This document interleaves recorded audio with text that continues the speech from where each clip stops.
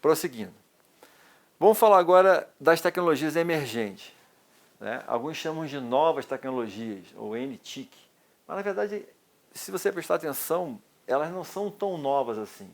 Por exemplo, inteligência artificial. Começou após a Segunda Guerra Mundial, né? Começou na década de 70, de 50. Mas elas não são novas, elas são inovadoras. Ou seja, elas trazem um diferencial ao que está sendo feito hoje em dia em relação à tecnologia. Esse diferencial pode ser de forma disruptiva, normalmente ou ele é futurista, ou ele é aglutinador, ou ele gera tendências e ele tem que estar inserido no contexto público governamental. Explicando melhor. O que é uma coisa disruptiva? Eu vinha caminhando sempre para frente, de repente eu descobri, não, agora é muito melhor eu caminhar para trás. E eu passo a caminhar para trás daqui para frente minha vida toda. Um exemplo clássico é o blockchain. O que é o blockchain? É uma maneira de você guardar informações certificadas, mas você não depende mais de um cartório, por exemplo. Olha como é que isso quebra toda a nossa vivência, o nosso dia a dia. Ao invés de eu certificar um documento, né, numa autoridade instituída para isso, né, agora eu posso ter uma cadeia de pessoas que conversam entre si, que se auto-certifica. O nível de uso disso é extremo. O Bitcoin é uma faceta do blockchain. Mas isso quebra toda aquela estrutura que nós estamos acostumados há séculos, de que alguém, digamos assim, é responsável por dar autenticidade àquilo que eu estou fazendo. Agora eu posso fazer isso de maneira, com várias pessoas, eu posso fazer isso sozinho dentro da minha organização, eu posso montar isso aqui dentro, né? Eu não preciso depender de ninguém. Isso é disruptivo, quebra toda a maneira de pensar. Imagina não existir mais cartórios, não existir mais um banco central que emite a moeda, né? Ou a Casa da Moeda emite a moeda, o Banco Central que gerencia isso aí. Então isso quebra toda a maneira de fazer da parte de economia, né? Como é que você acompanha, por exemplo, uma moeda virtual como o Bitcoin? Como é que você vê o imposto em cima disso? É complexo, é diferenciado, isso é disruptivo. Outra coisa, característica das tecnologias emergentes, é que mesmo que elas sendo inovadoras, elas são futuristas, ou seja, elas te levam àquilo que você imaginou há um tempo atrás, né? Elas te dão um futuro diferenciado. Um exemplo clássico são os carros autônomos, né? Nós vimos nos filmes, digamos assim, futuristas, né, de ficção científica, a espaçonave andando sozinho, o carro andando sozinho, e quando é que isso vai acontecer? Já aconteceu. A inteligência artificial já deixa, por exemplo, aeronaves andarem sozinhas. Os drones são assim, né? Carros dirigirem pela estrada sozinhos, caminhões dirigirem sozinhos. Nós já temos os carros autônomos. Então isso já é uma realidade. Isso é típico de tecnologia emergente. Uma outra característica é ela ser aglutinadora. Exemplo clássico, celular. Ou melhor dizendo, o smartphone. O smartphone, há um tempo atrás, a gente até falava nele pelo telefone. Ele era um telefone, agora ele deixou de ser um telefone. Agora ele é o seu ambiente de trabalho. Muitos trabalham em cima. O meu filho trabalha em cima do smartphone, né? Ele é o seu ambiente de trabalho, ele é o seu ambiente de relação social, ele é o seu ambiente financeiro. Ali você tem todos os ambientes que você pode trabalhar. Você pode, de repente, viver a sua vida agora atual só em cima do smartphone. É seu ambiente de diversão. Você vê filmes, escuta música ali. Você agiliza toda a sua vida financeira. Você não precisa mais sair de casa para comer. Você pode pedir pelo celular comida. Você pode comprar coisas para sua casa por ali. Ou seja, é uma convergência fortíssima, né? Que você tem que saber trabalhar com o seu smartphone. Você tem que saber trabalhar no sentido de você não ficar refém dele para tudo também, né? Teve até um exemplo interessante que perguntado, isso é uma piada, né? Você prefere perder um braço ou o celular? A pessoa optou pelo braço, porque ela tinha o outro para mexer no celular, né? Porque sem o celular ela não vive, mas com um braço só ela vive, né? É uma realidade, a gente tem que estar preocupado com isso, principalmente para gerações futuras, as atuais também. Outra coisa das tecnologias emergentes é que elas geram tendências. Por exemplo, Uma tendência nacional de 2 anos atrás é o estudo para um plano de interoperabilidade dentro das cidades, as cidades modernas, as cidades autômatas, em que a tecnologia faz com que a cidade praticamente ande sozinha, diminui a interferência humana nas atividades padrões, nas atividades básicas daquela cidade, daquela planização. É o famoso plano de internet das coisas, né? Que o Brasil já tem esse plano e está implementando. São as cidades inteligentes. Uma outra característica dessas tecnologias emergentes é que não só a parte privada, mas toda a sociedade, inclusive o contexto público governamental, ele tem que se inserir, ele tem que utilizar. Um exemplo, nuvem. Há uma discussão muito grande no governo sobre nuvem, sobre cloud, né?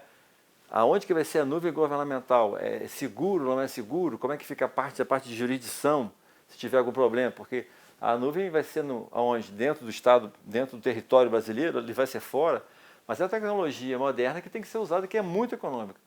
Não há necessidade mais de eu ter dezenas e dezenas de grids, né, de armazenamento de dados físicos, né, a minha empresa ter o meu, todos os ministérios terem o seu, né, se eu posso colocar isso numa nuvem governamental que vai ser muito mais cara e, inclusive, muito mais segura, porque vai ser centralizado o uso.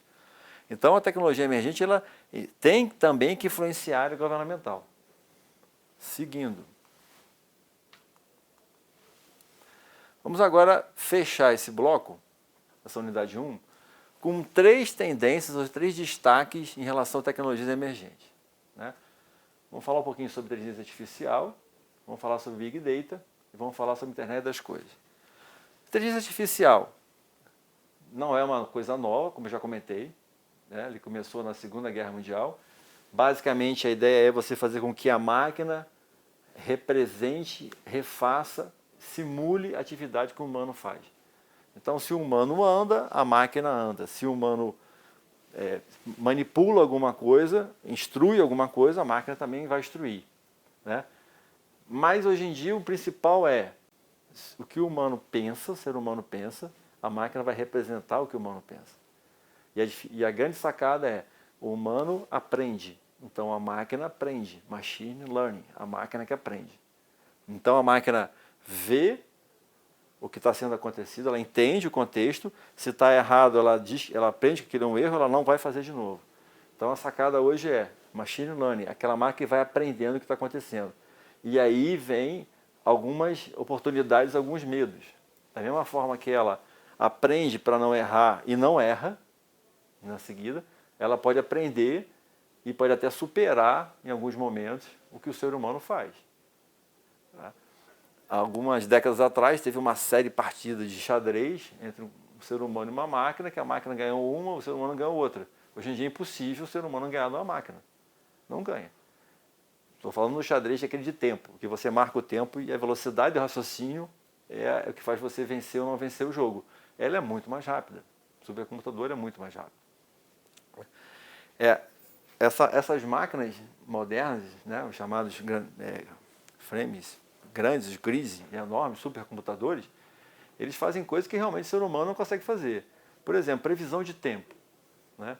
A quantidade de vetores, matrizes, de altitudes, de variáveis para você calcular o tempo numa precisão de 5 metros de altura, 10 metros de altura numa cidade, só mesmo o seu computador que faz na velocidade suficiente para aquilo ser útil. Porque não adianta você dizer que vai chover se já está chovendo, ou se está tão perto. Uma catástrofe vai acontecer daqui a 30 minutos. Não resolve, você tem que dizer isso com 1 dia, 2 dias de antecedência. E aí entra a inteligência artificial. O outro, Big Data. O que é o Big Data? Na verdade, é um grande volume de dados. Só que esses dados, eles têm que estar organizados. Então, eu tenho uma capacidade de juntar vários dados num mesmo ambiente e saber e utilizar bem esses dados. Então, não é só armazenar os dados. Eu tenho que deixar eles disponíveis para consulta, para pesquisa. Então, dê uma olhadinha nessa figura. Ela é bem interessante porque ela mostra que o Big Data ele pode ser, digamos assim, reforçado, né? As informações podem vir de vários tipos de lugares, do computador, do celular, de tablet, etc. Os dados podem ser estruturados uma planilha, né, uma formatação, um sistema, ou não estruturados, a voz, por exemplo, uma conversa, né, que é um dado não estruturado, uma coisa escrita à mão, só não captura ideias ainda, você tem que verbalizar as ideias, mas o resto é tudo capturado e colocado nessa grande base de dados, né? Essa base de dados ela tem 5 características.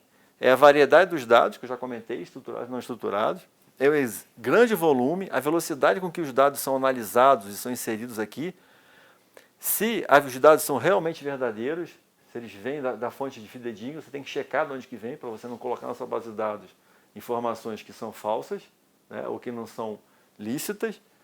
E o principal, eu tenho que dessa base de dados tirar valor. E como é que eu tiro o valor dessa grande massa de dados? Aí entra alguns conceitos, né, como mineração, como análise, como ciência de dados, entre os cientistas de dados, em que eu consigo tirar dessa grande massa de dados aquilo que me interessa. São os famosos cruzamentos, as interações e até mesmo as especulações em cima do que pode acontecer dentro daquela faceta, daquela crescente de dados que vão chegando. Essa massa de dados, esse conceito de Big Data, de mineração, de analytics, etc., ele é extremamente importante em que área? Numa área crítica aqui no Ministério Público, que é a parte de combate à corrupção e à fraude. Na hora que eu pego dados de diversas fontes, de diversas áreas, faço o cruzamento, analiso, eu começo a ver tendências, começo a ver movimentos que podem me levar a indícios de que há corrupção e de que há fraude. Então, é um assunto extremamente interessante para o Ministério Público. E, por fim, a internet das coisas, dentro daqueles 3 destaques. São mais destaques, mas eu separei só 3. Por que a internet das coisas? Porque todas as coisas, vocês possam imaginar, elas podem ser conectadas à internet. Lembra do número IP que eu comentei, que é um protocolo base da internet, lá da década de 70? Então, aquele protocolo, de internet protocolo, cada aparelho nosso, smartphone, geladeira, fogão, carro, etc., ele pode receber um númerozinho desse IP, ou seja, ele é identificável no cyberespaço. Então, se ele é identificável, eu me comunico com ele e dou ordens para ele. E aí ele começa a agir e, da mesma forma, ele transmite para o interessado, alguma informação. Ora, se esse endereço IP, se essa coisa, né, que pode ser qualquer coisa, a torradeira de casa, se essa torradeira, se esse sistema de abaixar, de fechar e abrir janela, ou de ligar ou desligar o ar-condicionado da minha casa, se ele está conectado à internet, e se ele tem uma identificação, eu acesso e regulo, mas eu também posso ser atacado por ele. Ou, pior, que é o que acontece hoje em dia, esse dispositivo ele é fonte de ataque em alguma outra rede. Ou seja, os hackers se adonam, tomam posse daquele endereço IP, daquele dispositivo ali, e juntam dezenas de milhares deles, fazem o que a gente chama de uma fazenda de escravos, de slaves, né? E dali eles começam a disparar ataques. São aqueles ataques que eu comentei de negação de serviço, que indisponibilizam o site. Então, é uma coisa boa, né? Eu consigo ter um domínio sobre os aparelhos da minha casa, sobre a minha vida, sobre o meu carro passa a ser autônomo, etc. Tal, aviões, etc. As coisas são conectadas, mas elas se tornam também fontes de vulnerabilidade e podem ser usadas para várias coisas, inclusive ataques. E o que a gente pode reforçar é que, mesmo com tanta vulnerabilidade, é uma tendência muito forte, né? E o Brasil caminha para isso, caminha para facilitar o uso das coisas pela sociedade. Então, facilita como? Automatizando, né? Retirando, digamos assim, a possibilidade de falha humana naquele controle. Lembra que eu falei sobre cyberespaço, que é controle e comunicação? Então, aqui, essas tendências elas facilitam isso. Vamos ver um exemplo prático agora, né, do uso dessas tecnologias.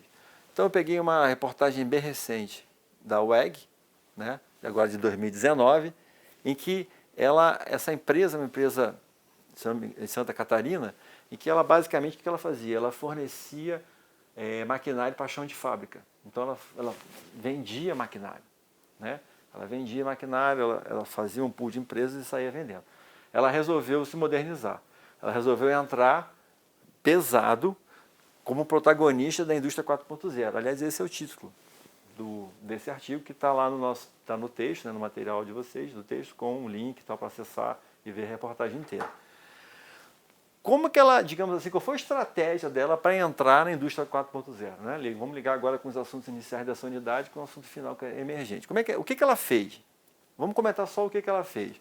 Primeira coisa, ela investiu pesado em pesquisa, desenvolvimento e inovação. Como é que ela investiu nisso?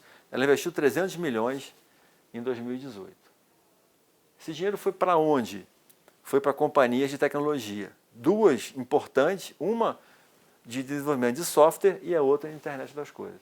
Então ela chegou na inovação através da compra de outras empresas, que são empresas puramente tecnológicas. E aí o que mais que ela fez? Ela começou a fazer a gestão de dados, ou seja, Big Data, né? Ela começou a usar a inteligência artificial para medir, não para vender maquinário, mas para medir a performance do maquinário que ela vendia. Então vejam que ela está começando, ela pretende mudar de uma área industrial, da terceira revolução industrial, né, de automação, para a quarta, que é de informação. Então agora ela controla a informação dentro daquilo que ela vende. Ela controla a performance dos motores, se tem alguma sobrecarga, se a parte está desgastada. Então veja como é que ela pretende mudar o negócio dela. Né? Ela sai do físico e começa a ir para a parte informacional. O que mais que ela fez?